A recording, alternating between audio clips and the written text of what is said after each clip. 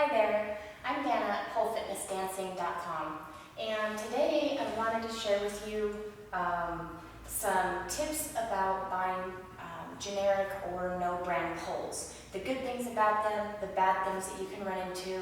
So hopefully it can help you find a no-brand pole if you don't plan on buying a brand name. Now, before I get started, I just want to be clear that I do recommend brand name poles, and I personally sell both no brand and X poles, and so I do recommend buying an X pole if you can afford it.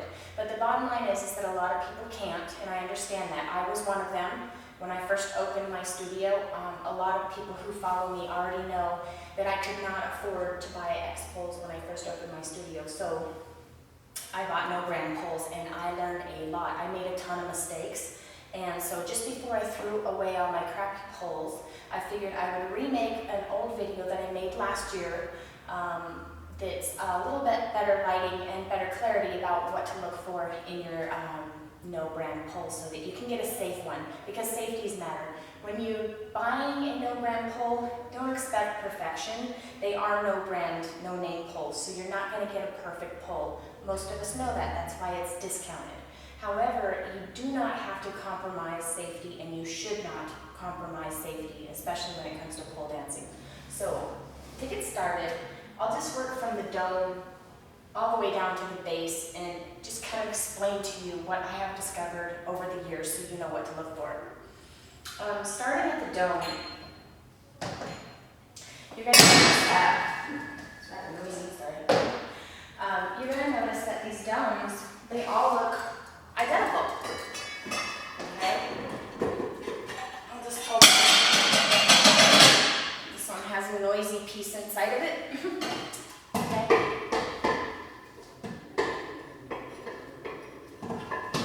There's that one. We have this dome, and we have this dome. Now, these domes, what you want to look for is, it doesn't matter if they're straight or if they're dished out. They're both very good quality. The thing that you want to look for is good bearings, and it's going to be really hard to tell whether the bearings are good. All the photos for these generic poles look virtually identical. That's a problem. It's hard to tell whether you're getting good parts or bad parts, especially with bearings. Okay, bearings come in all different colors, black. I've even bought some that are blue. As you can tell, this one is gold or silver. So the main thing that you want to look for is the rubber on the back side of the dome. Okay, it needs to be soft and pliable so that if the pole slips, it will grip the ceiling. Some of these poles have rubber, but the rubber's hard. Now this is very soft. This is good rubber that you see right here. It doesn't matter what color it is, the softness matters. Okay? Now you can tell on the back of this pole, I can tap on that, and it's so hard. Like, it's not going to grip anything. If I go like this on the floor, you can tell, like, it slides like so easy. It's not going to grip the ceiling. This one, on the other hand, with the good rubber, you can tell, like, if it slips, it's not going anywhere. So that softness is critical, okay? The other thing that you notice, otherwise they look pretty identical, is the size of the dome. And again, it's hard to tell in pictures the size of the dome that you're getting because these all look identical. But if you notice the difference here,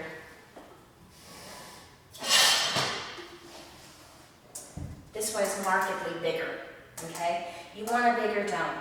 An extra wide dome sometimes is how they list it, but this one is, I'm not sure exactly how wide it is, but you just want a wide dome so that it will cover more area on the ceiling, and that makes it more stable, okay?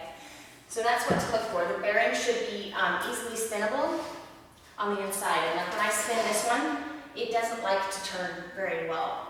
When I spin this one, it turns really easy, and it's very greasy. You can see that it instantly made my finger black, and that's good. It should be a very good, well-greased bearing, okay? So that's the domes. Let me put these back together real quick.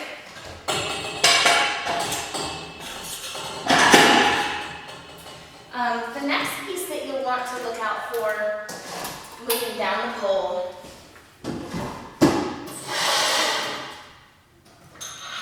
is this little piece right here that sits inside the adjuster cover.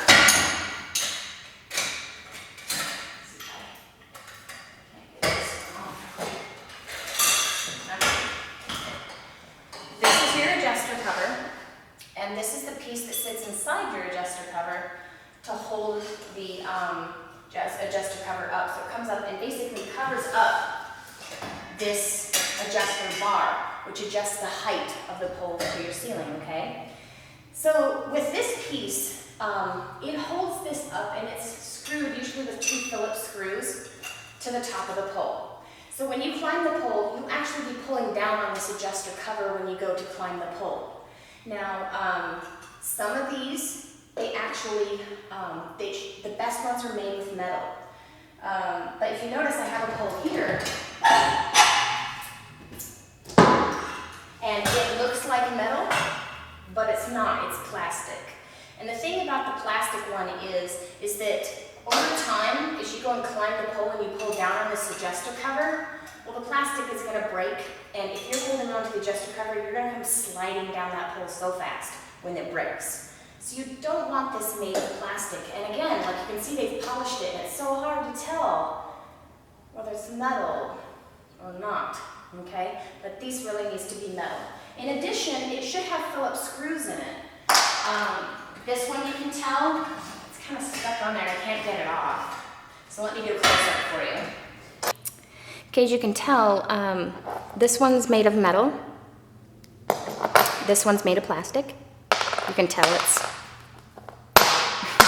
the weight difference is huge, but they're hard to tell which one's made of which in the package, so just be aware of that. This right here is what I want you to note. This is made of metal, but if you notice, it's got these little knobs on it that just push in, like it pushes in. That you don't want that. You want the Phillips screw that you can see there, okay? The screw is going to hold the adjuster cover up like this. So as you can tell, the adjuster cover slides up, and it's going to cover up the adjuster bar.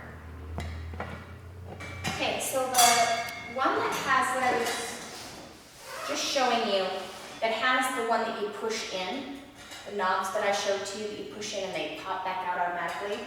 When this adjuster cover slides up the pole to cover up the adjuster bar and slide into place, it just pushes over it and kind of snaps into place. Those little knobs pop out into the hole on the adjuster cover and kind of hold it in place, right? It's there. But the thing is that when you go to climb this pole, which you will in pole dancing, and you go to pull down on this thing, it comes right off. And it's kind of the same hazard as the plastic one. In the plastic one, if those little Phillips screws break that plastic, which they do, same concept. This is going to pull down, and if you're hanging on to it, you're going down the pole too, okay? Don't do that. So, moving down the pole, you should next get a pole that's actually made out of good metal. Now they cheapen these poles by making the pole very thin. Some of these poles weigh, 10 pounds lighter than a good professional made pole. And to give you an example, I have 2 extensions here. They're both 125 mm extensions, but if you notice, this one is a lot thinner than this one, okay? This is markedly thicker and heavier. This is how they cheapen the poles, and this is why they bend when you try and invert on them, is because they're not made to support heavy body weights, okay? You want to find a pole that is made of thick, heavy-duty metal, okay? And so when they make those poles and they bend, they're made of thin metal. This is one of my bent poles, and that I bought. It was a great pole, great deal. Cost me $150, $149.99 I believe, and I got it. And I don't know if I can turn it. You can see here, but it's kind of hard to tell because it's not on a base. But it's very bent, and also if I shake it, If you hear that, it's the joint rattling. And that's because like the joints aren't very tight in these, and it rattles and moves, okay? So you need a pole that's made of good, thick metal. In addition, the chrome needs to be in good shape. They actually, the chrome all looks like identical, but some of the poles, it's not plated well, and the chrome chips off, and it's actually cut me while I pull it. So you're looking here at a pole, and you can tell the chrome has peeled off, okay? And when I was dancing and sliding down the pole, this particular pole actually cut me. So, and you can tell that it's all the way around. And both the extensions started peeling later on down the road. It's not a good pole. And you can tell, like, here's another pole that's not chipping, and you can tell they look, you know, virtually identical. Both got the hole in the same spot, and everything's just, this one's not very good quality. Okay, next, moving down the pole would be the base parts, okay? You're gonna notice that these base parts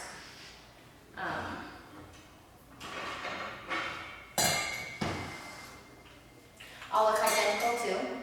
They basically have a solid metal piece that the pole slides onto, and they also have rubber on the bottom. And the thing you need to know about these is the same as the dome. The rubber on the bottom has to be soft and pliable, and it has to be glued on well. For the same reason, if you push on this thing, it shouldn't budge, okay? For example, I have a base right here, and if you look at the rubber on the bottom of this one, I'll get a little closer.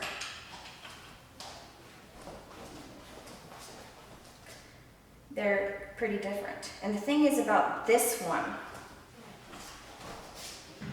is that it's sort of soft, but it's not as soft as this. If you push on it, you can tell. It even whistles, slides. And then in addition, it's not glued on well. I can just peel it right off. In no way is this safe to pole dance on, because if it was to slip, you know, the whole pole's gonna slide, and that's not what you want. You could have an accident. So again, watch for the rubber on the bottom of the bases. In addition, the bearings, and I know like it's hard to tell what bearings are good, but I've actually gotten quite a few poles, and the bearings go bad in them within 6 months flat. Like they won't turn anymore. Something settles weird. I had a machine guy come in and fix all of my poles that weren't spinning right, that were generic poles.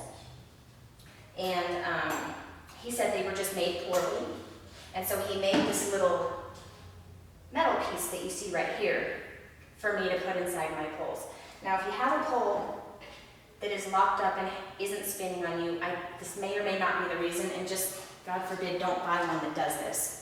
But you can just tell it's just a little thin piece of metal, and it sits on top of the bearing like this and creates space between the base and the bearing. And that's because whoever created it didn't allow that space, and so the metal crashed down on top of the bearing and basically seized the bearing up. I'm not a machine shop person, and I'm not an expert on how these things work, but I just do know that good bearings make a difference, and you want a pole that's not gonna, you know, stop spinning in 6 months, right? So those are the things to look for in a pole. I hope that helps you out. Some of these poles, you're gonna find good qualities in them, but then they'll have some of the bad qualities. You're gonna get like a mix of different things. Some will have a good dome, but they have bad base parts.